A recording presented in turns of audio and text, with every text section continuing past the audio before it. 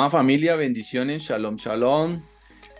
Quiero expresarles un grato saludo y el día de hoy, para aprovechar el tiempo, tenemos como invitado especial al More Gustavo Rivas Berti.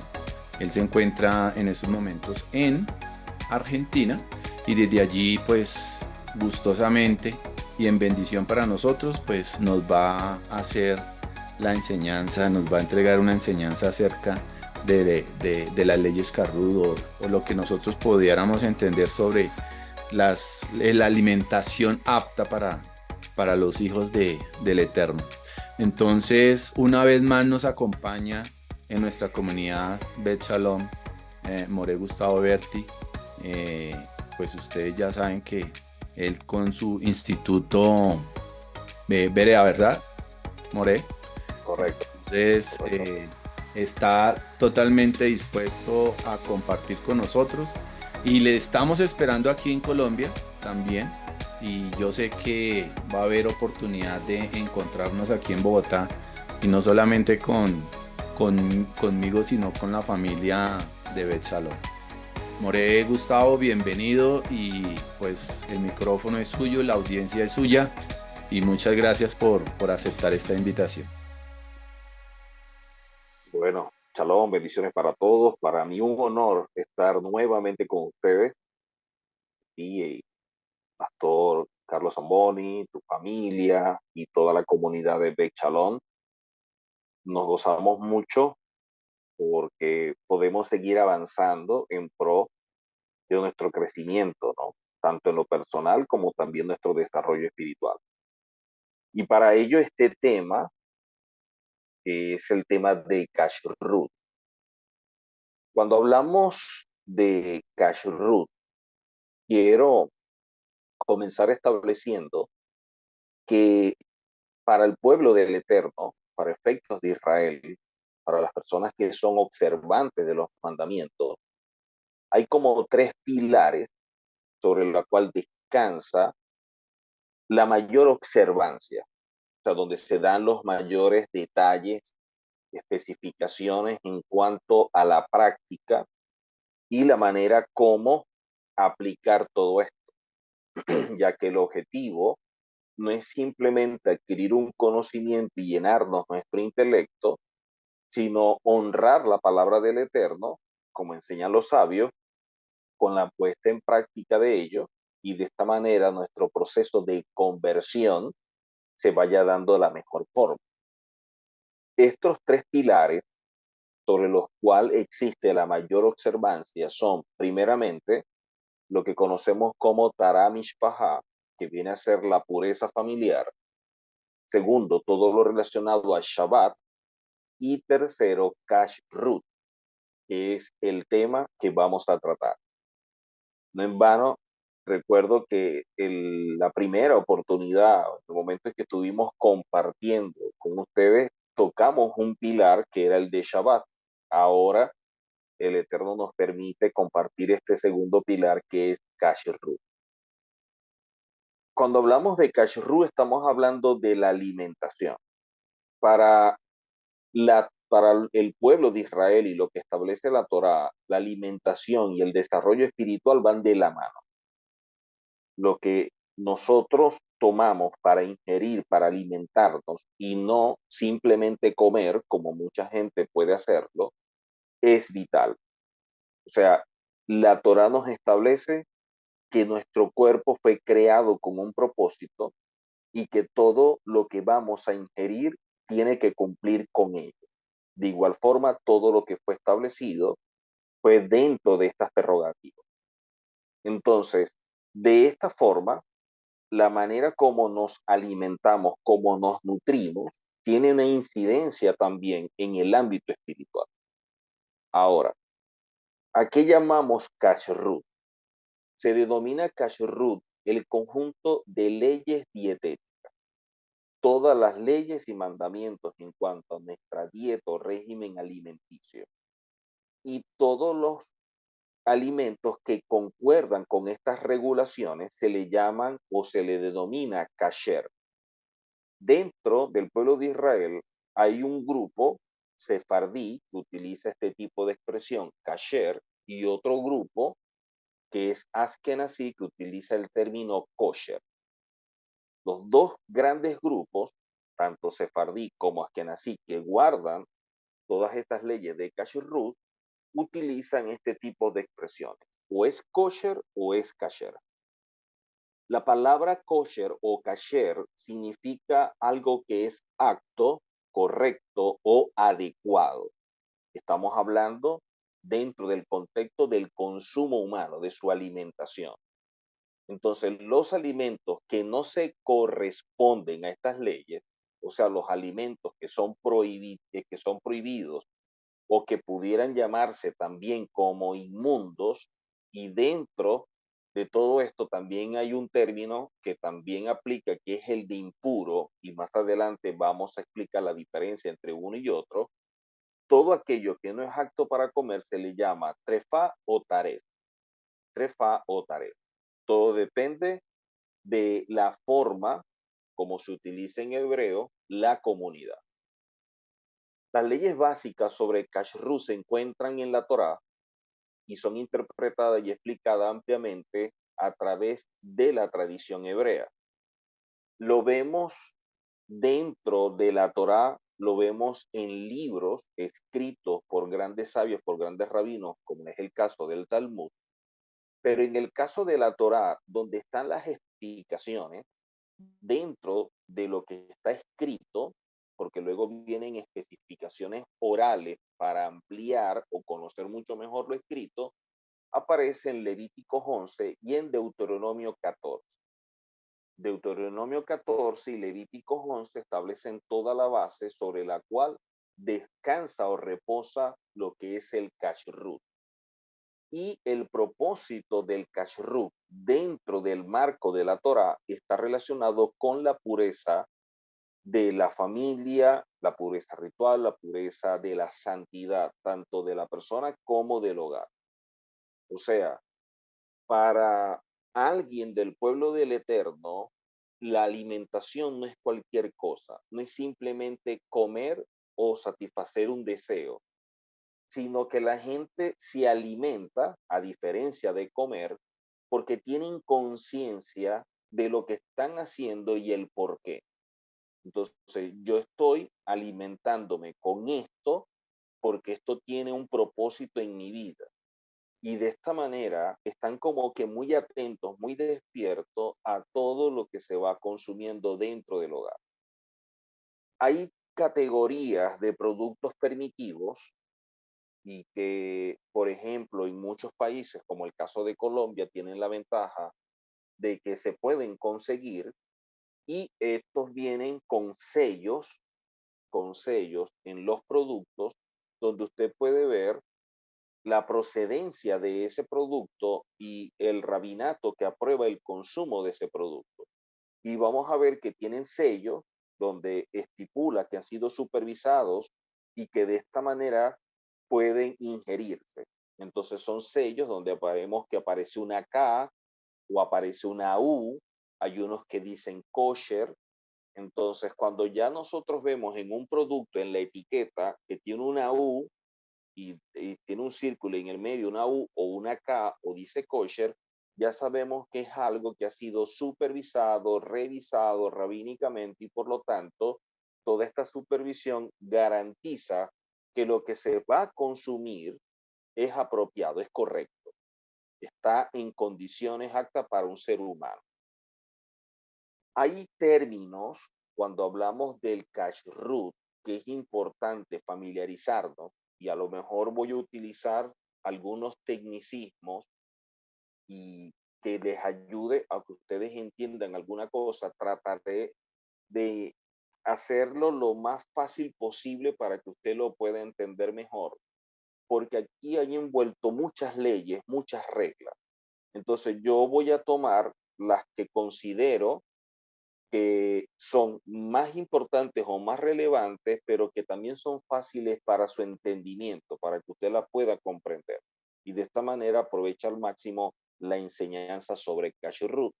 Por eso le voy a hablar de algunos términos que son los que encierra todo esto que conocemos como kashrut. Hay un término que es alajá. La alajá es un compendio para muchos de leyes o de reglas que exponen o explican la manera cómo procede o cómo camina un judío. La expresión alajá viene de la raíz alaj, que traduce como caminar.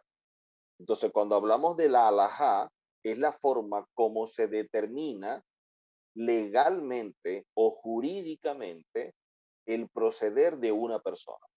Mi manera de proceder está regulado por la alajá. Entonces, la alajá es la que determina mi comportamiento, mi conducta, cómo debe ser sustentado en principios y leyes que rigen mi vida. Hay otra expresión que es hechsher. Hechsher es el proceso por el cual un producto es establecido como kasher o como kosher. O sea, es el proceso de cacherización para que de esta manera se certifique que un producto ha pasado por estos controles y que de esta manera ha sido supervisado, evaluado y certificado para el consumo de todos aquellos que son observantes de la Torah. O sea, una persona muy observante de la Torah se fija en todos estos detalles. Y todo este proceso de supervisión, de evaluación, lo hace una autoridad que es un rabino, y la definición que se le da es de mashgiach, mashgiach, ¿ok? Es la forma como se conoce a alguien que es el que supervisa, evalúa, certifica todo esto, que evidentemente es judío y segundo, rabí. Son dos cosas que debe poseer como requisito para ser un mashgiach. Tiene que ser judío, de padre y madre judía, reconocido en Israel, pero también una autoridad rabínica, ¿ok? Este mashgiach es como una especie de inspector, es una persona que controla, verifica todo el proceso de producción y que se haya cumplido con todos los requisitos exigidos por el rabinato, apegado a lo que está en la Torah, ¿ok? Hay otra expresión que se llama Bishul Israel. Es un término halágico, recuerden la palabra alajá, que se utiliza para los productos que pasan por un proceso de cocción o de fritura, y similares en lo que la alajá obliga a que un judío encienda el sistema de cocción o fritado. O sea, para que una persona pueda consumir algún alimento que ha pasado por cocción o ha pasado por la fritura, ese producto, quien encendió el horno, quien estuvo pendiente y todo esto, tiene que ser judío, para que otro judío lo pueda consumir, para que otro judío lo pueda digerir. Si no, no lo va a aceptar, lo va a rechazar. Otra cosa que necesitamos tomar en consideración es cuando hablamos de kashrut, los alimentos están clasificados en categorías. Y hay tres categorías principales que son lo que conocemos como besarí. Besarí son los productos provenientes de la carne de animales, tanto de mamíferos como de aves. Entonces, todos estos productos, el término judío hebreo es besarí, que también es una expresión técnica. También están los productos lácteos, que la expresión dentro de su categoría es halabí. Y están los productos que son neutros, que se encuentran dentro de esta clasificación, por ejemplo, los huevos de las aves, la carne de pescado, y la manera como se le conoce dentro de la categoría es como parvé. Entonces tenemos alimentos en tres categorías. Una categoría, besarí, otra categoría, halabí, y otra categoría que es parvé. son tres categorías que están contenidas dentro de lo que es el kashrut. Todos los alimentos que no entran en estas categorías de carne o lácteos se consideran parvé o neutro. Por ejemplo, hay peces, peces que la Torah establece que deben tener aletas y escamas para poderlo nosotros comer, pero ese pez que es con aleta y escama es definido halágicamente como parvé, o sea, como neutro, ¿ok? Esto también incluye las frutas, vegetales, hortalizas, verduras y todos los alimentos derivados solos de esa fuente, como los huevos de ave y también los huevos del mismo pez o del pescado y otros productos alimenticios no orgánicos. Esto es todo lo que define algo dentro de la categoría de parvé. Cuando hablamos de vegetales, hortalizas, verduras, frutas, a pesar de que no hay mucho halágicamente al momento de evaluar, sí se determina que deben estar en muy buenas condiciones. O sea, no debe tener que si gusanos, abolladuras, que están, bueno, en Venezuela lo llaman magullado, que está como aguado porque se ha ido ya la fruta madurando demasiado, a pesar de que esta fruta, estos vegetales, hortalizas y verduras no tienen muchas leyes, sin embargo, en esas condiciones ya son descartables. Si vemos una manzana o yo vendo manzanas, yo tengo que revisar que todas estén en óptimas condiciones. Si veo una que tiene un pequeño orificio o que por un lado está como podrida, muy madura o algo así, yo tengo que descartarla. Eso es lo que establece la halajá. Ahora, ¿por qué todo esto? Porque muchas veces cuando vamos a la escritura y vamos a ir ahora a Génesis para ir estableciendo las bases que establece o que la Torá determina al momento de nosotros tomar en consideración todo lo relacionado con el kashrut, muchas personas dicen, bueno, More, pero lo que pasa es que cuando vamos a Génesis, la palabra dice que todo lo que el Eterno creó era bueno. Y la gente asume que como todo lo creado es bueno, por lo tanto no es malo, yo lo puedo comer. Pero resulta de que no es así. Lamentablemente, nuestras versiones de la Biblia no nos ayudan mucho en todos estos detalles al momento de querer llevar una vida observante, una vida en obediencia, o por lo menos si queremos mejorar en lo personal y en lo espiritual. A veces hay términos o expresiones que en las versiones bíblicas, por no ser traducciones, no colocan las palabras correctas. Y ahí es donde tenemos graves problemas. Por ejemplo, en Génesis capítulo 1, verso 20 al 21, Génesis capítulo 1, verso 20 al 21, la escritura dice, creó las aguas, seres vivientes, y se creó las aves, y vio que era bueno. Esta palabra bueno, dice, bueno, si él creó todos los seres vivientes y las aves y eran buenas, quiere decir que cualquiera de estos nosotros la podemos comer porque son buenas.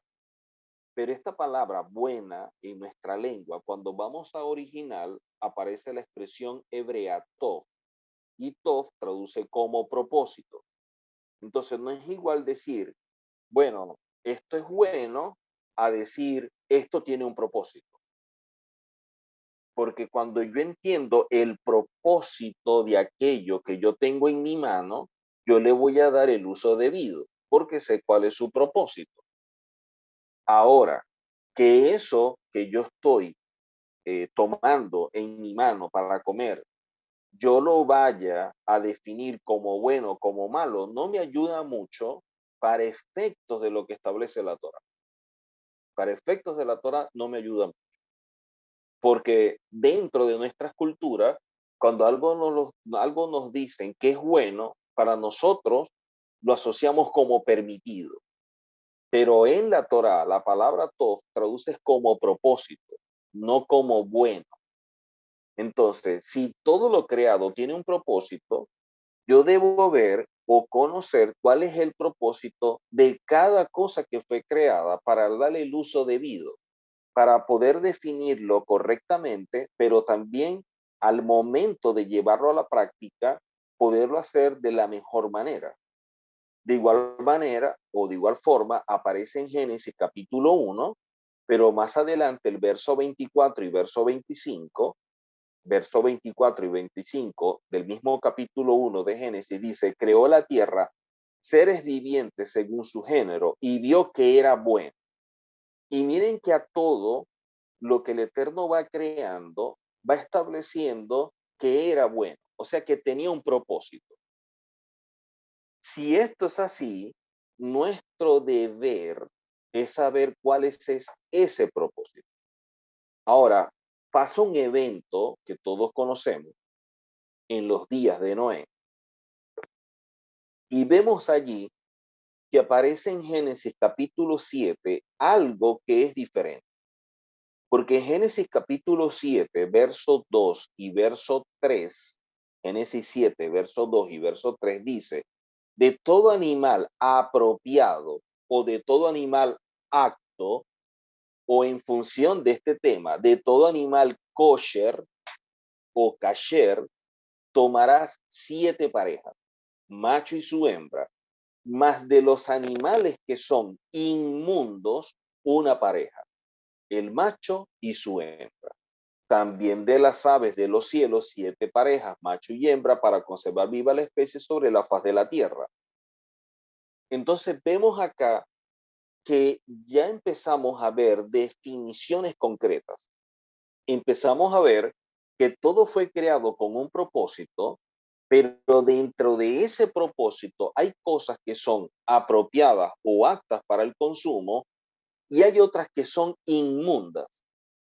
Y esto que fue creado de manera apropiada o acto por el Eterno, y aquello que fue creado como inmundo también por el mismo Eterno, es más que evidente que la esencia y la naturaleza de ese animal no cambia, porque esa esencia con la cual fue creada tiene un propósito.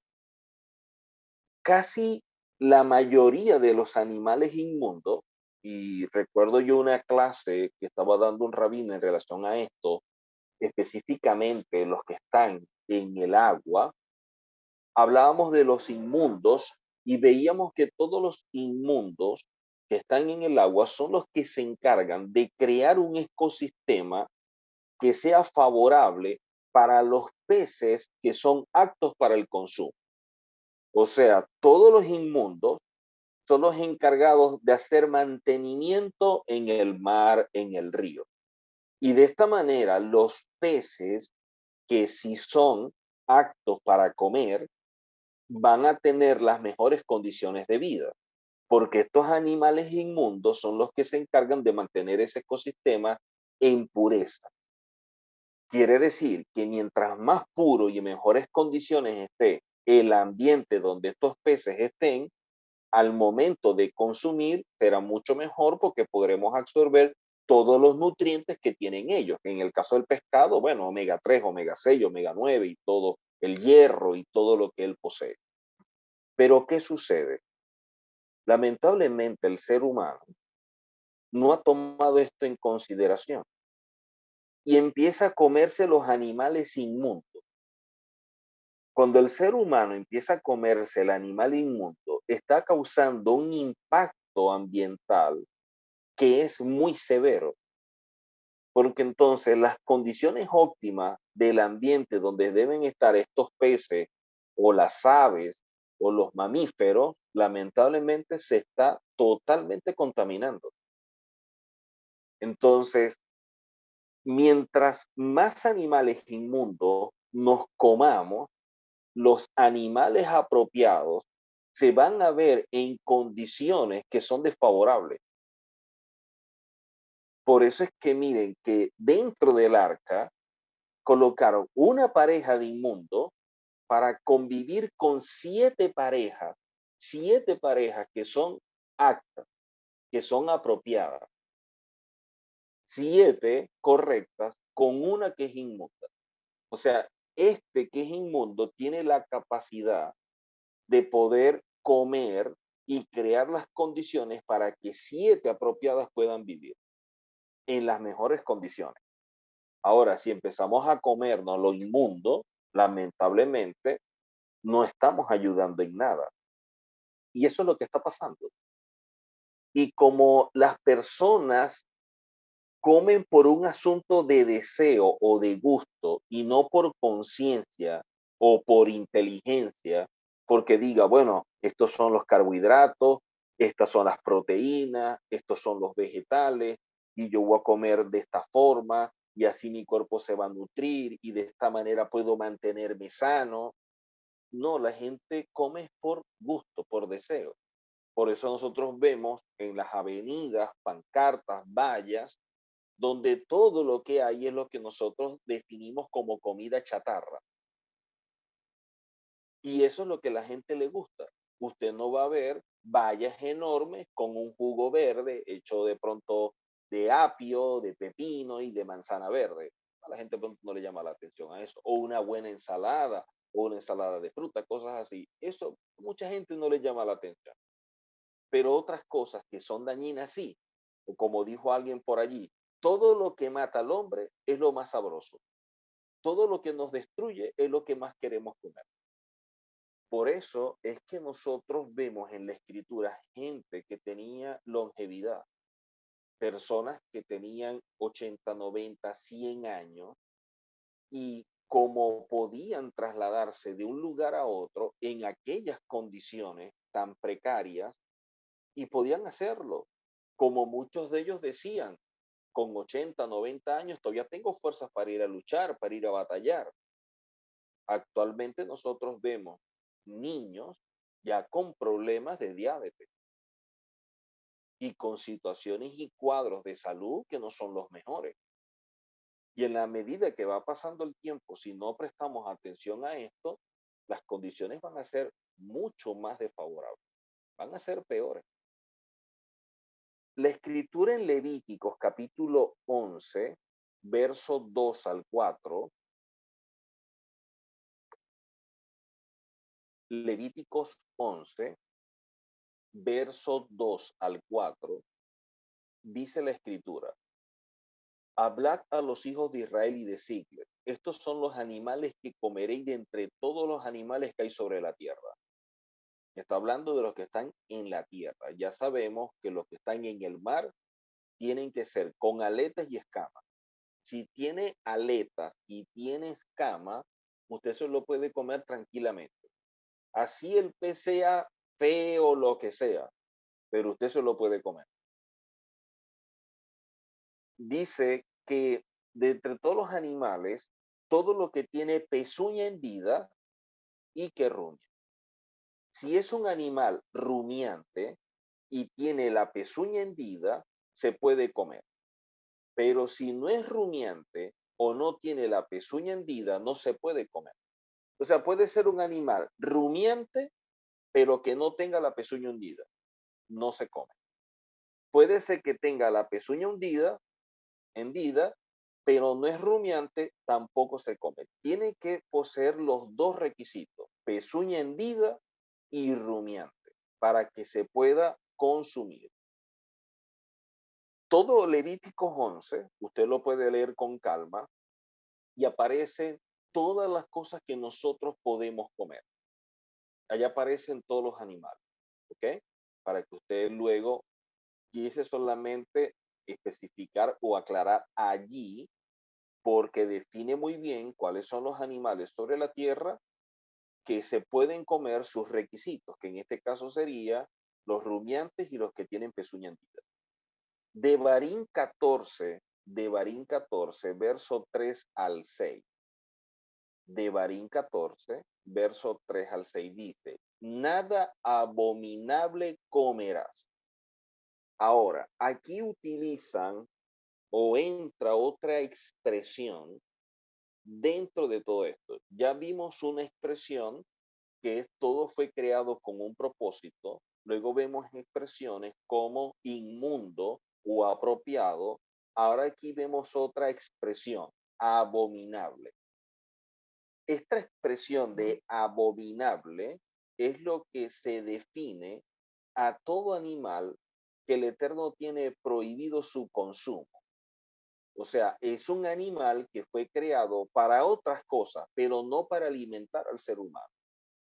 En pocas palabras, el ser humano, cuando consume esto, su cuerpo está preparado para procesar el animal y empezar a extraer todos los nutrientes que tiene y distribuirlos por el cuerpo para que cada uno de esos nutrientes cumpla un propósito. De estos animales, el cuerpo se confunde. O sea, el cuerpo no sabe qué hacer porque no tiene elementos para nutrir a su propio organismo. Entonces vamos deteriorando poco a poco en la medida que va pasando el tiempo nuestro mismo cuerpo. O sea, nos transformamos en enemigos de nuestra propia vida. Entonces, la escritura nos dice que nosotros tenemos que amarnos. Y si yo me amo, yo voy a hacer lo posible por comer o por alimentarme de la mejor manera para tener salud, para tener vigor, para estar en las mejores condiciones posibles. Más allá de que muchas veces vivimos en lugares donde todas las condiciones no están dadas. Entonces vamos a tener ciertas limitaciones al momento de querer consumir las cosas lo mejor posible. Entonces, Deuteronomio 14 dice, nada abominable comerás. O sea, para el Eterno, comer algo que primeramente es inmundo es un acto abominable a su presencia. Y estos animales que se pueden comer, los que se pueden comer, porque lo dice la palabra, dice, son el buey, la oveja, la cabra, el ciervo, la gacela, el corzo, la cabra montés, el ibis, el antílope, el carnero, todo animal de pezuña que tiene hendidura de 2 uñas y que rumiare entre los animales, ese podí comer. O sea, aquí menciona algunos y eso nos ayuda a tener mayor claridad. Pero luego establece, recuerden, hendidura de 2 uñas o las uñas hendidas, pero también rumiante, para que dentro de esa clasificación entren unos que no aparecen especificados aquí en Deuteronomio 14. Por lo tanto, de esta forma es el consumo de estos animales. Ahora, miren que no podemos comer ciertos animales que, por ejemplo, pueden ser rumiantes, pero no tienen la pezuña hendida. Por ejemplo, el camello, la liebre, el conejo. Hay muchas personas que dicen, bueno, pero si es que el conejo tan bonito, es lo que come son hojitas, ¿qué daño puede hacer comerse un conejito? Bueno, la Torah lo prohíbe. Y si yo quiero saber para qué fueron creadas las cosas, debo ir al creador. O sea, el creador es el que me va a decir a mí cuáles son los animales que están en las mejores condiciones para mi consumo. Yo no puedo saber más que el creador, porque él fue el que los hizo. Y si los hizo, como dice la misma palabra, con un propósito, debería caminar en función de ese propósito, porque es para mi bien. Entonces, a pesar de que hay animales que aparentemente se ven bien como que sanos, para efectos nuestros no se deben consumir. Por ejemplo, hay unos que tienen pezuña hendida, pero no son rumiantes. Por ejemplo, el cerdo, cochino, chancho, marrano, como lo llaman en cada país. Este animal no es rumiante, pero tiene la pezuña hendida. Y recuerden que debe tener las dos características. Y este animal tiene cosas bien particulares porque una de las cosas que llama poderosamente la atención es que el cerdo, el cochino, el marrano, la gente se come todo lo que tiene ese animal. O sea, no se pierde como que nada. Y hay en épocas como en diciembre donde el consumo se multiplica. Entonces la gente quiere ese jamón en la reunión familiar y una serie de cosas sin darse cuenta de lo que está comiendo. Para que más o menos tengamos una idea, vamos a hacer una pausa y al regreso entonces seguimos con la enseñanza.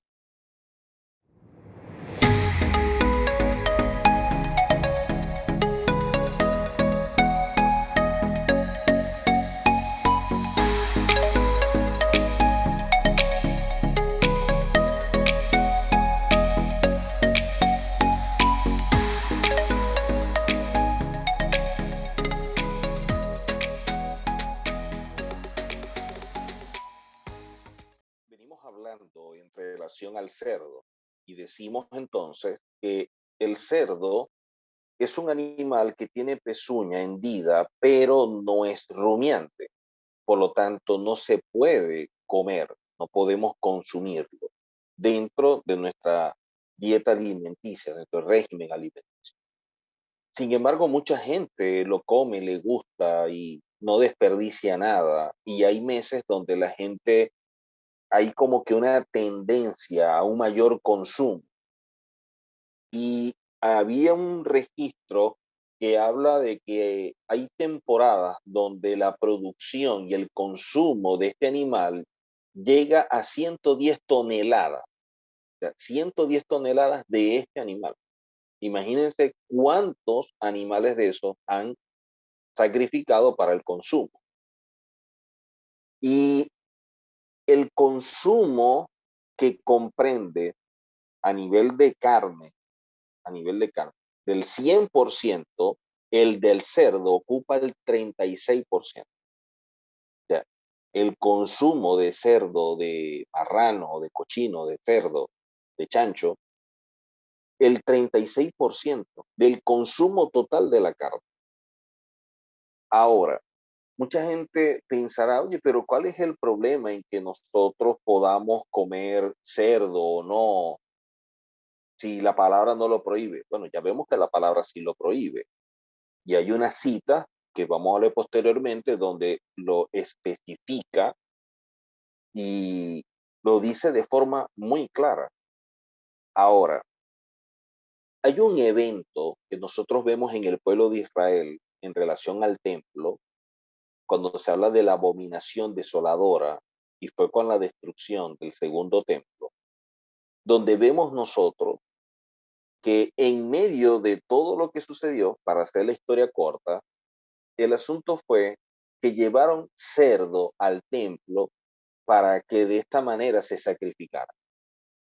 Ese evento, dentro del contexto profético, fue visto como la abominación desoladora. Ahora, vamos a nuestra vida. Es entendido de que nuestro ser, todos nosotros, somos como el templo donde habita esa chispa divina del Eterno. Nosotros todos fuimos creados a imagen y semejanza del Eterno, por lo tanto tenemos una chispa del Eterno en nosotros. Si el templo hecho de manos de hombre, tan imperfecto, que llevaran un cerdo al templo, fue visto como la abominación desoladora, ¿cómo puede ser definido el momento en el cual nosotros comemos cerdo? Para que ingrese en este cuerpo que fue creado con el propósito de tener una relación íntima con el Eterno. Y donde el mismo Eterno, leíamos previamente Deuteronomio 14, dice, nada abominable comerá. Y hemos visto personas que colocan cerdo en la mesa para comer y oran. Señor, bendice este alimento. ¿Cómo puede el Señor bendecir algo que para efectos de él es abominable? Si la esencia y la naturaleza de ese animal no se la podemos cambiar con una oración. Hay personas que piensan que sí, en medio de su desconocimiento. Pero es que la palabra dice claramente en Job, capítulo 14, verso 4, Job capítulo 14, verso 4 dice, ¿quién hará limpio a lo inmundo? ¿Quién hará limpio a lo inmundo? Dice luego, nadie, porque lo inmundo no se puede revertir. En la escritura tenemos un problema, como decíamos al principio, con las versiones de la Biblia, porque coloca ciertas palabras que no nos ayudan como que a mantener la diferencia entre una cosa y otra. Y eso lo que hace que no estemos como que atentos o entendidos de lo que la palabra nos está diciendo. Y es el término de impuro y el término de inmundo. Y sobre todo en lo que conocemos nosotros como el Nuevo Testamento, vamos a ver que estas expresiones aparecen en términos que no fueron colocadas cuando estudiamos el contexto de la mejor forma. Un animal inmundo, de la palabra hebrea tamé, significa que su esencia es sucia, su naturaleza es sucia. O sea, está relacionado directamente con la naturaleza del animal. O sea, fue creado de esa forma. Esa esencia no cambia. Lo leímos hace rato en Job. ¿Puede alguien limpiar lo que es inmundo? Nadie. Pero hay algo que también vemos nosotros, que es la expresión impuro. Impuro es una condición espiritual, por llamarlo de una forma entendible para usted. No es inmundo, es impuro. Por ejemplo, la palabra establece que nosotros podemos comer chivo o vaca, y de la vaca aquello que está permitido comer, evidentemente. Entonces, ese animal es apto para comer, es apto para comer, pero resulta que el proceso que vivió ese animal hizo que quedara impuro.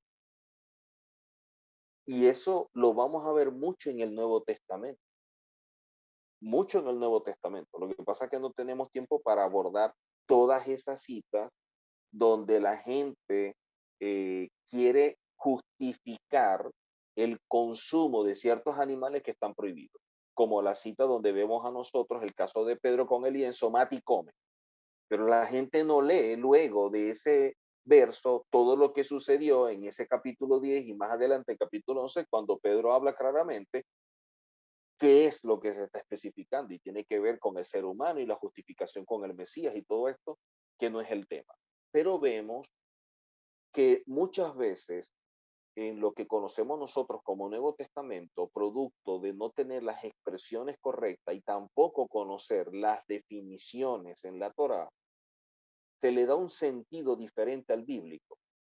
Entonces, lo inmundo es algo que en su esencia, en su naturaleza, es sucio, es abominable a los ojos del Eterno. Lo impuro es un animal que por ciertas condiciones que pueden ser inclusive hasta rituales, no permite o no se permite que ese animal se pueda comer. Por ejemplo, veamos un caso. En la escritura hay un caso donde vemos nosotros que la gente estaba comprando, por ejemplo, res, la vaca. Pero ¿qué sucede? Todas las vacas que se estaban vendiendo en esa ciudad, en ese momento habían unas celebraciones donde todos esos animales eran consagrados a deidades paganas. ¿Ok? Yo era dueño de una carnicería, compraba 10 reses y como yo era alguien que idolatraba a ese o rendía culto a esos ídolos y era parte de todo este ritual, de todo este culto, yo esos animales los consagraba, los presentaba delante del ídolo y los ofrecía para que me fuera bien, para tener beneficios de él, para tener éxito, X o Y. El asunto es que la gente ritualmente presentaba estos animales. ese animal es apto para comer, pero por lo realizado en este culto que envuelve la idolatría y todo el animal es considerado impuro, pero el animal no es inmundo. Entonces, ¿qué dice Pablo? Usted compre el animal que es apto para el consumo y lléveselo para su casa. Y con la oración, usted cambia lo que ritualmente hizo que se estableciera como impuro. Con la oración usted puede revertirlo y hacerlo puro. A eso se refiere Pablo. Pero no que la persona vaya, compre cerdo y se ponga a orar y que el cerdo ahora sí es comestible. No, porque la esencia y la naturaleza animal no cambia. Pero que un animal sea impuro y pase a ser puro, sí cambia. Y Pablo dice que a través de la oración. Entonces, esto es importante tomarlo en consideración porque lamentablemente, eh, al no entender estos animales o no entender los términos de impuro o de inmundo, hace que la gente empiece a comer o a consumir cosas que están prohibidas y que la misma escritura dice que son abominables. Otra cosa importante es que en Génesis capítulo 9, verso 4, la escritura nos dice, pero carne con su vida, que es su sangre, no comeréis. Pero carne con su vida, que es su sangre, no comeréis. Por lo tanto, la Torá prohíbe el consumo de sangre. Hay personas que compran, no sé cómo se llamará en otros países, pero morcilla, chinchurria y cosas de esas que son como unos chorizos y tienen sangre. Y hay personas que lo compran y lo comen. No se puede comer. Así como hay gente que le gusta comer hígado y cosas así, todas estas cosas la Torá las prohíbe. Todo lo que tiene que ver con las vísceras y cosas así no se come, está prohibido. En Hechos 15 se presenta el caso de que establecerle a todos los gentiles que se están convirtiendo y están siendo parte de estas comunidades judías que creen que Yahushua es el Mesías, evidentemente, hay que hacer con ellos. O sea, ¿qué pedirles que observen, que guarden como mandamiento, mientras que están en ese proceso de formación? Y así hice poco a poco depurando de su antigua vida para asumir la nueva. En Hechos 15 llegan a la conclusión de no comer ni de ahogado ni sangre, porque la escritura lo dice. Y como eso tiene una conexión con la parte espiritual, no se debe comer sangre. Por eso, cuando se va a comer carne, se pasa por un proceso que uno lo llama cacherización, que es extraer la sangre de la carne, toda la sangre. Y luego, entonces, la persona la puede preparar, condimentar para el consumo. ¿Ok? Ahora, miren que la palabra en Zacarías capítulo 9, verso 7, Zacarías capítulo 9, verso 7, dice la escritura, y esto es una profecía para estos tiempos, profecía para estos tiempos. Dice la escritura, quitaré la sangre de su boca y sus abominaciones de entre sus dientes.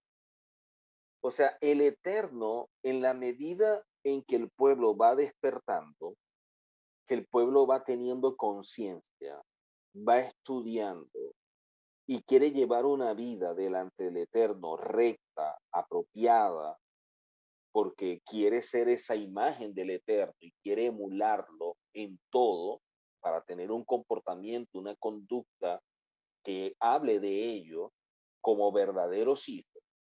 Todas estas personas que están en este proceso de crecimiento, de desarrollo y que están despertando estas grandes verdades, cuando ven esta profecía se dan cuenta ¿por qué el Eterno ha venido tratando en todas las áreas, incluyendo una sumamente importante y que a veces no se le presta atención, como lo es la alimentación?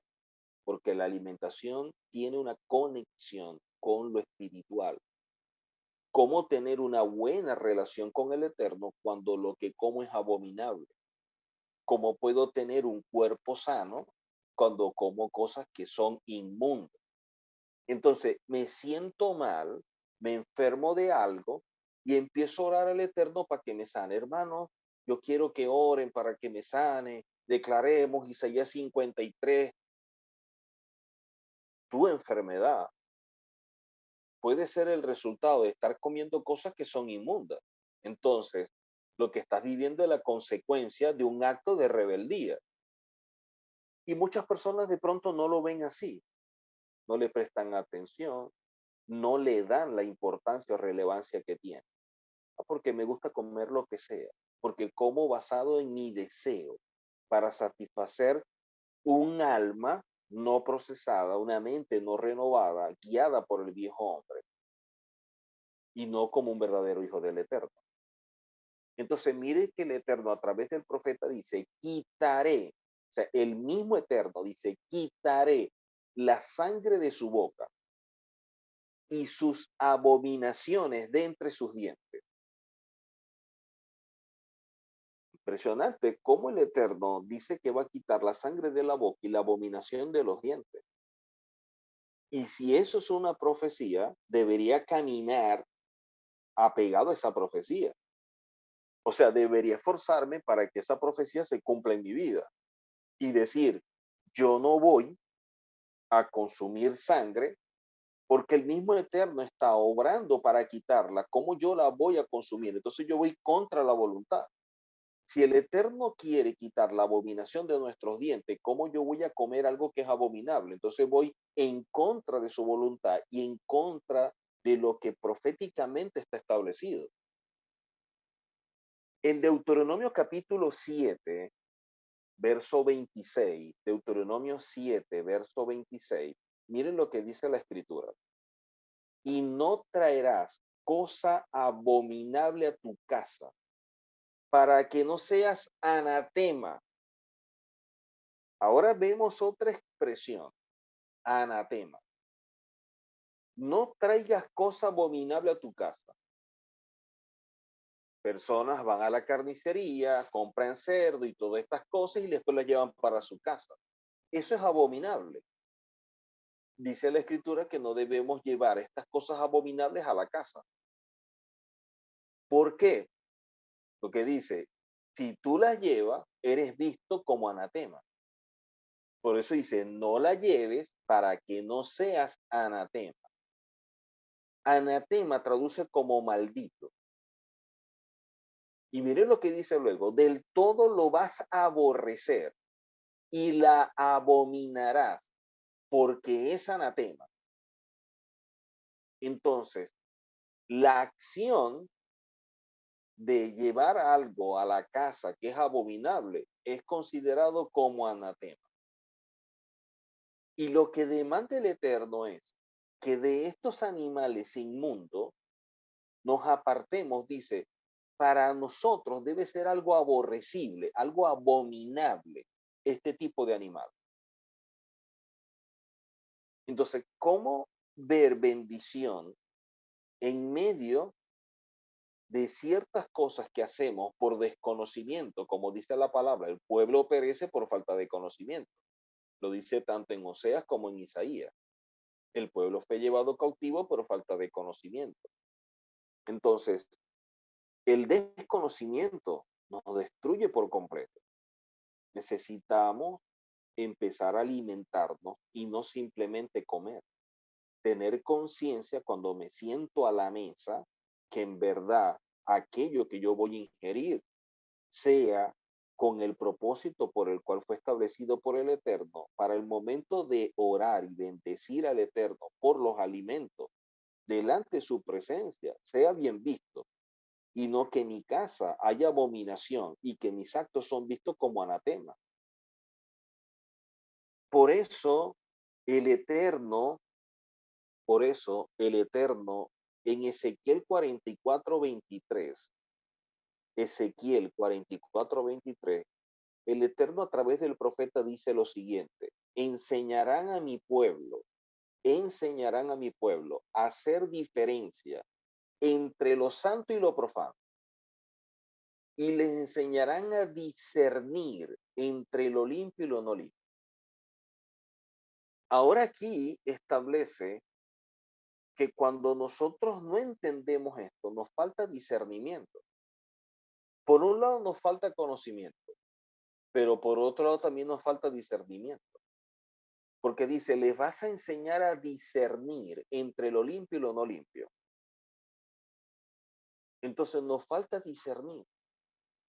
¿Cómo podemos orar y establecer una relación con el Eterno cuando dentro de nosotros hay cosas que hemos comido que son abominables? Le di gracias al Eterno que cuando uno empieza a estudiar todo esto, el impacto que le genera a uno genera mucho temor al cielo, pero también amor propio. Amor propio, porque si yo no me cuido, ¿quién me va a cuidar? Si yo no me amo a mí mismo, entonces voy a actuar con impiedad contra mí al momento de comer o de consumir todo esto que causa daño y que es abominable y que el Eterno pide que nos apartemos de él y que tengamos discernimiento para separar las cosas. Ahora, en Isaías capítulo 65, Isaías capítulo 65, verso 3 y 4, Isaías 65, verso 3 y 4, dice la escritura: pueblo que en mi rostro me provoca de continuo a ira, un pueblo que provoca el Eterno a ira, sacrificando en huerto, quemando incienso sobre ladrillo, que se quedan en los sepulcros y en lugares escondidos pasan la noche. Miren lo que dice ahora: que comen carne de cerdo y en sus ollas hay caldo de cosas inmundas. Comen carne de cerdo y en las ollas hay cosas inmundas. Los que hacen esto, los que comen esto, dice la palabra, que el Eterno dice, en mi rostro me provoca de continuo la ira. ¿Cómo yo voy a comer algo que la palabra me dice que eso me provoca ira el Eterno? Y puedo ser tan audaz de querer orar para bendecir los alimentos. O sea, ¿hasta dónde llega la mentalidad de alguien que ignora todas estas cosas y para aquellos que de pronto la han aprendido se quedó simplemente en conocimiento, pero letra muerta porque no lo aplica? Isaías 66, Isaías 66, verso 16 y 17. Isaías 66, verso 16 y 17. Dice la escritura: porque Adonai juzgará con fuego y con su espada a todo hombre, y los muertos de Adonai serán multiplicados. Miren lo que dice ahora: los que se santifican y los que se purifican en los huertos, uno tras otro, los que comen carne de cerdo y abominación y ratón, serán cortados, serán talados, dice Adonai. Los que comen cerdo, los que comen ratón, los que comen abominación, serán cortados. Vemos acá en dos citas establecidas por el profeta donde se prohíbe de forma muy clara el comer cerdo. Comer cerdo. Y todavía hay personas que lamentablemente buscan cualquier cita para justificar comer cerdo porque les gusta. O sea, mi deseo y mi gusto pasa por encima del daño que me causa a mí a nivel de salud y a nivel espiritual, pero el satisfacer mi deseo pasa por encima de lo que yo estoy generando en el eterno y de las consecuencias que trae para mi vida. O sea, la alimentación no es cualquier cosa. Debemos empezar a prestar atención en todo esto. Entonces, cuando hablamos de kashrut, debemos tomar en consideración todos estos animales, todos estos animales, para que de esta forma nosotros podamos entonces comer de manera correcta.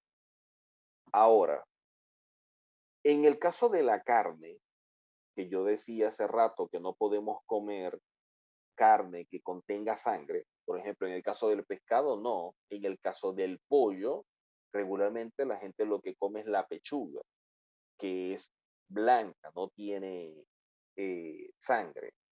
Sin embargo, hay una expresión técnica que es melijá.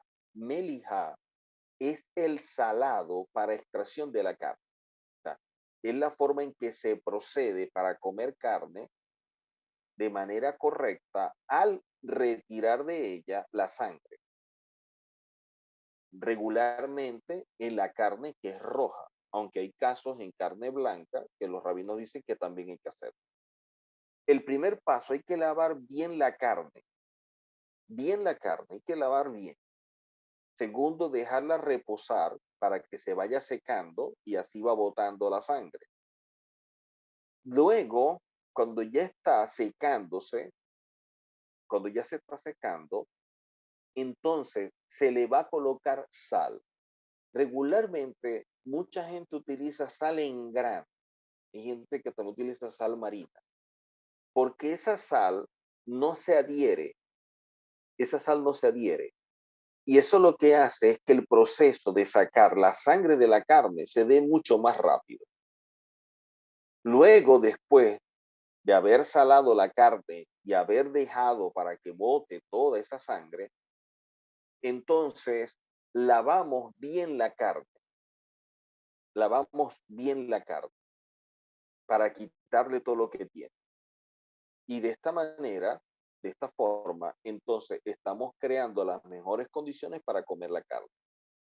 Luego hay que dejarla reposar en un envase, así como lo que utilizan para colar los espaguetis, que tienen como agujeros, colocar la carne para que de esta manera vaya botando toda la sangre y luego de cierto tiempo se va a colocar bajo el chorro de agua y lavarla por lo menos 2 veces.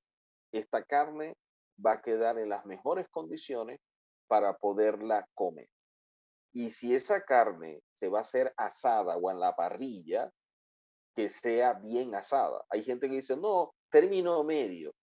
Entonces por arriba está asada, pero cuando se corta se ve que en el medio está como cruda, se ve la sangre. Eso está prohibido.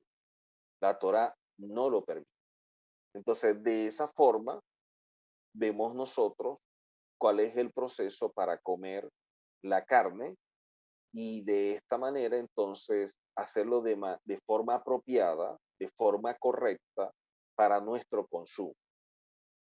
Hay muchas cosas cuando hablamos de kashrut que tiene que ver con la halajá, que tiene que ver con elementos dentro de la Torah o inclusive dentro del judaísmo que por asunto de tiempo no podemos cubrir, no podemos enseñar, pero he querido establecer las bases, los pilares y las citas bíblicas y ciertos términos para que usted tenga ya herramientas que le permitan comenzar un proceso de alimentación correcta, un proceso, como lo enseñan los rabinos, de pureza, de empezar a comer lo que el Eterno establece, ingerir de forma correcta los alimentos y de esta manera nutrir nuestro cuerpo y evitar muchas enfermedades que son como consecuencia de una mala alimentación.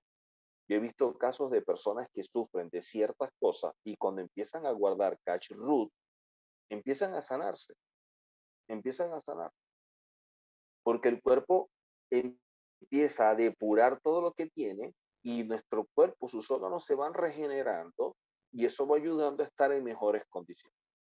Así que yo espero que con esta clase por lo menos establecer las bases para que todos podamos tener una mejor alimentación y podamos tener calidad de vida. Bueno, muy bien, gracias, More. Gracias por estas enseñanzas y esta participación aquí en nuestra clase de estudios o temas selectos para nosotros y la elegimos como las leyes Cartwright. Hay mucho que continuar aprendiendo, sí, acerca de la alimentación, como tú bien lo has dicho. Sin embargo, nos quedan unos minuticos y yo quiero dejarlo a micrófono abierto para nuestros hermanos de la comunidad si desean hacer alguna pregunta o si tienen alguna duda en cuanto a lo que escuchamos el día de hoy.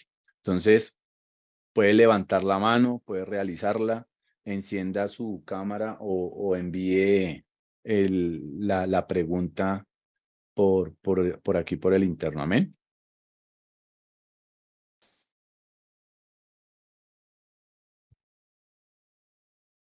Bueno, aquí me llega una pregunta a mí. Listo, Milais. Entonces le damos el espacio a Milais que nos escucha desde España. Y shalom, shalom para todos. Buenas noches.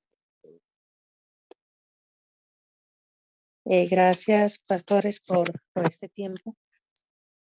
Bueno, mi pregunta es cuando decía el pastor acerca de la vaca cuando ha sido consagrada, ¿sí? Y que la persona ora como para purificarla nuevamente, ¿sí? Poderla consumir. Correcto. Entonces, mi pregunta es, cuando un alimento es preparado, o por ejemplo, para, digamos, Navidad, ¿sí? Yo este año es mi primer año que no participo de la fiesta ni de Navidad ni de Año Nuevo. Ese alimento, bueno, yo no consumí igual, ni participé ni consumí ningún alimento que se preparó en esas 2 fechas.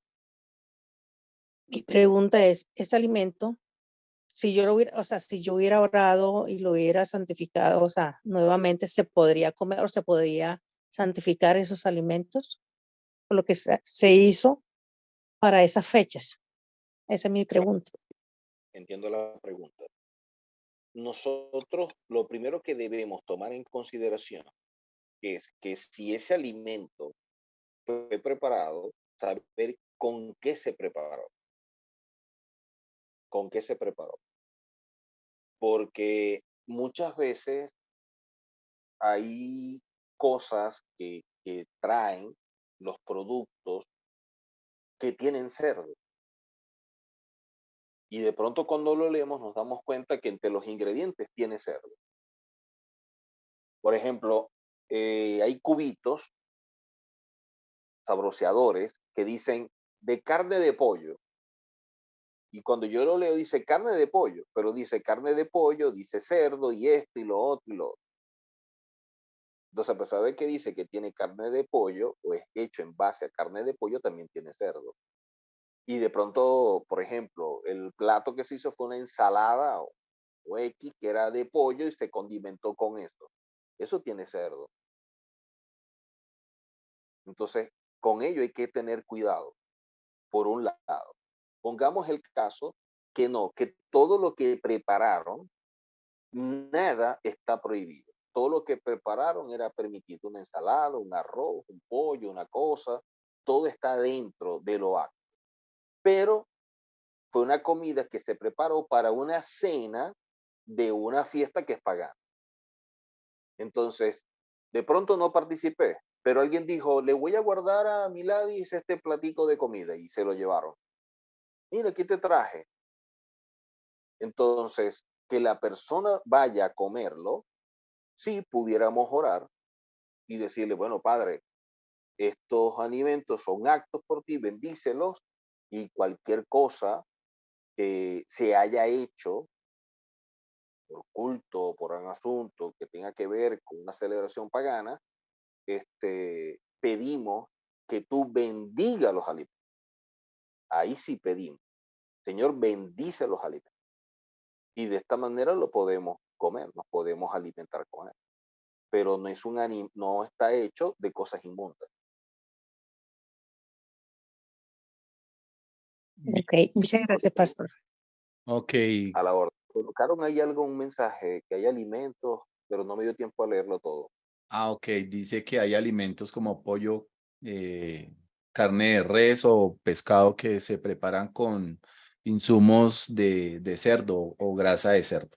Sí, hay un ejemplo también, como lo vemos hoy en día, hay un insecto que se recoge sobre todo en el Perú, no sé realmente aquí en Colombia, que se llama la cochinilla. Entonces, ese insecto se está recolectando para sacar el colorante, porque pues todo ese insecto se machaca y se deja secar, es como especie de una mosquita, pero él bota un color rojo carmesí. Entonces, en algunos productos, como se está utilizando hoy mucho, entonces dice eh, co- cochinilla, ¿sí? Sí, producto colorante natural, cochinilla, pero realmente es un insecto y se le está colocando, por ejemplo, a las salsas de tomate, eh, bueno, a alimentos como de paquete y todo eso. Tenemos una pregunta de mi hermano Miguel Olarte. Sigue, mi hermano Miguel. Muchas gracias, Carlos, y gracias, Amoret. Dios les bendiga.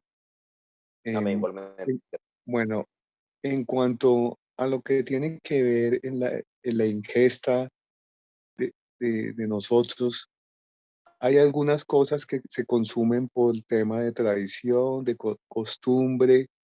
Hay algunas cosas que nosotros somos responsables porque las preparamos. Y en la segunda, a veces no solo por eventos, sino por las culturas del país, en el caso del asado huilense, tratándose en el tema de los tamales que tienen tocino de cerdo, eh, y la lechona que es típico, pero a veces nos encontramos en eventos que son como de la cultura de las personas, y el tema de la comida es como una ofensa de que alguien le sirva un plato y no consumirlo, pero obviamente primero están los preceptos de Dios. Y en segundo lugar, de hecho, cuando un tema de cáncer o una enfermedad terminal, lo primero que hacen quitar es la carne y quitar muchos alimentos que la palabra del Señor menciona. En el caso de obviamente que debe ser los peces que tengan escama y eso, y hay gente estudiosa en ese tema. Entonces, como el proceder de uno es de ser como en la vida espiritual, debe ser uno firme, ¿no? Es la pregunta, ¿no? Claro. Bueno, vamos a cerrar la transmisión y volvemos para responderle esta y las demás preguntas que hay.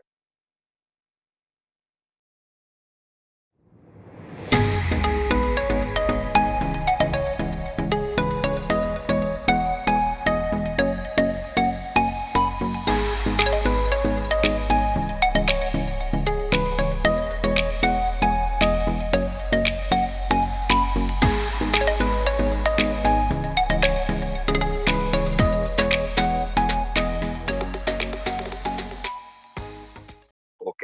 En relación a lo que decía hace rato el hermano, evidentemente, nuestro compromiso es más con el Eterno. A veces queremos quedar bien con el hombre y no con nuestro Padre Celestial, cosa que no debería ser.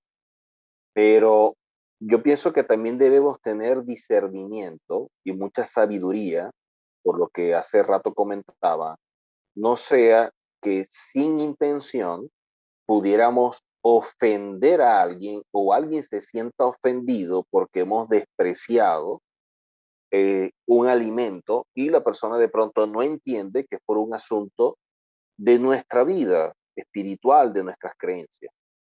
Por ejemplo, yo daba clases con el instituto en Venezuela en diferentes ciudades. Iba a las ciudades y habían congregaciones donde el instituto funcionaba y allí dábamos una formación tanto al pastor como a las personas que eran de esa congregación y el pastor también invitaba a otros. Y entre esos otros, recuerdo yo que había una pastora que me tenía mucho cariño y tenía poco tiempo estudiando y se veía muy interesada. Y ella empezó como decir en julio, agosto, llega diciembre y cuando yo voy a dar clase, ella me llama a mí aparte, me dice, More, mire lo que le mandé a hacer, un pan navideño, pero eso sí, con bastante jamón. El pan navideño tiene jamón, tiene que aceitunitas, que pasitas y una serie de cosas que se prepara y es típico en los platos navideños en Venezuela. Yo no sé en otros países si eso se dará, pero en Venezuela es muy típico. Y la gente lo coloca con una yaca, una ensalada de pollo y una serie de cosas. Y veo que me dice, yo le hablé con la persona de panadería para que se lo hiciera, pero bien bueno, que no le faltara nada. Y en verdad, cuando veo el pan inmenso, pan largo, grande, por dentro relleno. Y yo simplemente le dije a la hermana, hermana, y yo le digo a la hermana, hermana, huele rico, qué bueno, gracias, todo esto. Y me llevó el pan. Ella se quedó contenta porque me entrega el pan y verme en mi cara que yo lo recibo. Yo me lo llevo, cuando yo me lo llevo, que llego a mi casa, los que tengo yo como vecinos, ellos no guardan nada de esto. Entonces, no puedo botar la comida porque la Torah lo condena, pero sí puedo regalarla y eso es un acto de sedacá. O sea, eso es un mandamiento, es un acto, visto como un acto de justicia, al darle a un necesitado o a alguien comida o alimento, que la persona lo pueda ayudar, sí es una misma. Entonces, de pronto, lo que yo no como, otro sí lo come. Entonces, yo esto no desprecié a la hermana, no le hice, no la ofendí ni nada por el estilo, porque yo me llevé mi pan, pero lo regalé.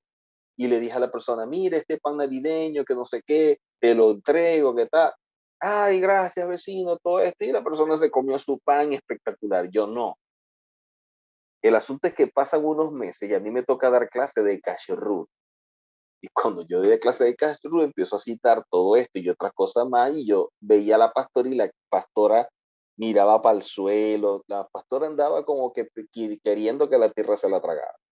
Cuando termina la clase, ella se me acerca y me dice, More, yo recuerdo en diciembre que yo con aquella emoción que le traje ese pan lleno de jamón y tantas cosas, y mire lo que dice la Torá, perdóneme. Yo digo, hermana, mire, hay pecados que la gente comete que son de forma consciente, o sea, un acto de rebeldía. Hay pecados que la persona comete como parte de un proceso de depuración y en medio de una debilidad, uy, lo hizo. Bueno, se para y sigue adelante.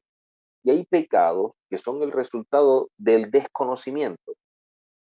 Usted no sabía esto, usted no tenía este conocimiento ni nada por el estilo. O sea, su intención fue buena. El problema es que la falta de formación hizo que una buena intención no cumpliera con todo lo que estaba establecido. Entonces, sí, pero More, usted me lo recibió. Yo le digo, sí, y le expliqué esto que les estoy explicando a ustedes. Bueno, porque yo no podía hacerle a usted un desaire, porque está mal en la Torá eso está prohibido. Entonces yo lo recibo con mucho gusto porque yo sé que hay gente necesitada que pasa hambre, que eso sí se lo pueden comer, pero yo no. Entonces yo quedo bien con usted, pero también quedo bien con otras personas y sobre todo quedo bien con el Eterno. Para ese tipo de casos que se den, donde de pronto llegamos a un sitio y sabemos que es una reunión extraña, lo que sea, llegó Navidad, nos llaman con el plato, recíbalo, recíbalo y si usted ve que se puede comer, bueno, que el Eterno bendiga los alimentos. Si ve que lo que hay no se debe comer, ofrézcaselo a una persona que sí pueda comerlo y estás dando una acá, está ayudando a un necesitado, a alguien que sí tiene hambre. Y de esa manera queda bien con todo, sobre todo con el Eterno.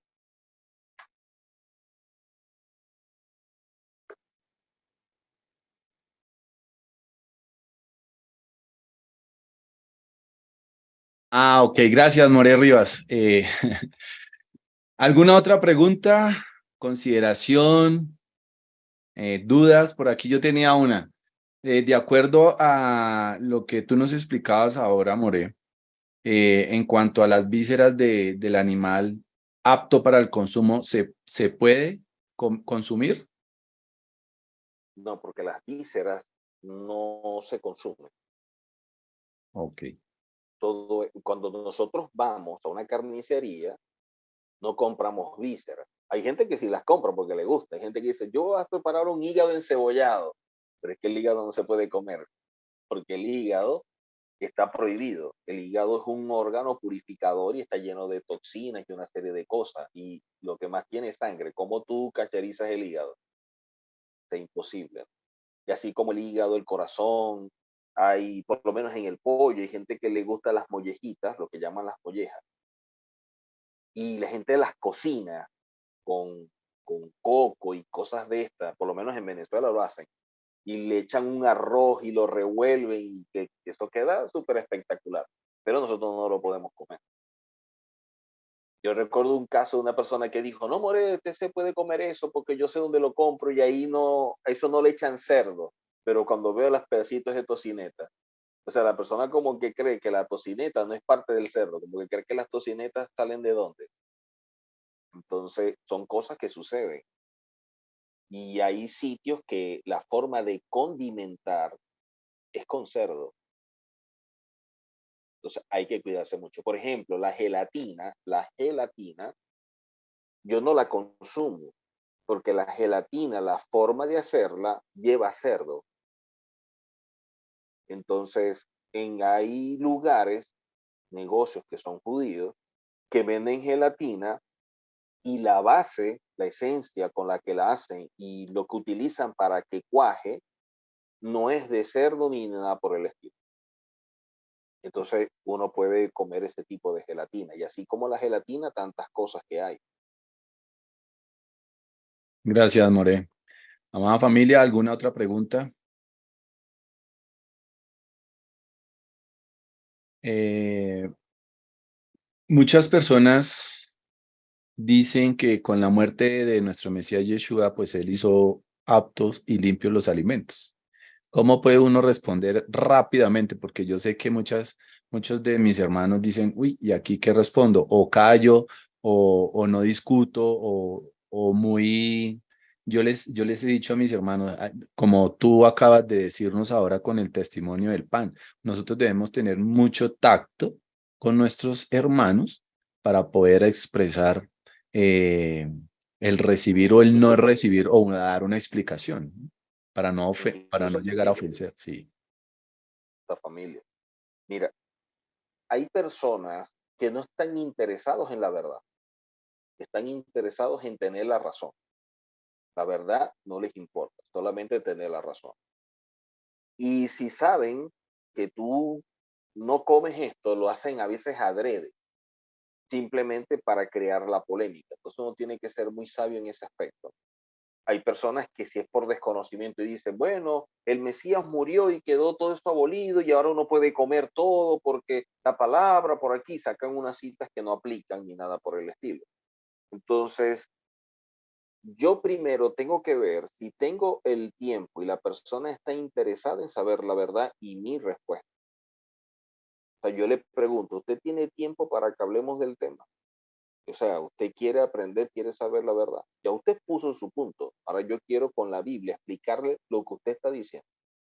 Porque hay gente que no le gusta que le digan algo que es diferente a su sistema de creencias. Entonces ellos crean un mecanismo de defensa que cuando tú lo estás abordando se sienten incómodos y se bloquean. Y simplemente se bloquearon y no quieren saber nada. Entonces no podemos violentar su libre albedrío, lo dejamos tranquilo. Hay personas que dicen, mire, yo estoy interesado, o preguntan, porque hay personas que me preguntan, More, mire, pero si la palabra establece eso, yo le digo, ajá, ¿dónde dice en la escritura que cuando el Mesías murió, ahora podemos comer lo inmundo? O sea, yo quiero tener citas bíblicas. Y ya que para efectos nuestros, para establecer algo como parte de nuestra vida, de nuestra práctica, lo que establecieron las autoridades desde los días de la reforma para acá es que debe tener mínimo de 3 a 4 citas bíblicas que lo justifiquen. ¿Ok? Entonces, de esta forma, yo le voy a exponer o usted expóngame con esas 3 o 4 citas bíblicas lo que usted considera que ahora, por el Mesías, por Cristo, ya podemos comer todo. Que la gente trata de justificar las cosas con ese concepto de la gracia, sí, lamentablemente. El concepto de la gracia es un concepto totalmente distorsionado porque da a entender que ahora la vida de creyente es una vida anárquica. Mire, en los países existe una constitución con sus leyes y eso es lo que establece un marco de derecho. Y eso es lo que nos establece a nosotros deberes y derechos. Si quitamos la constitución, ¿cómo nosotros podemos vivir? Dentro de una comunidad también lo hay. En un edificio, el condominio establece reglas. En las mismas casas hay reglas. ¿Cómo pensar que cuando viene el Mesías viene a instaurar ahora un sistema que es anárquico?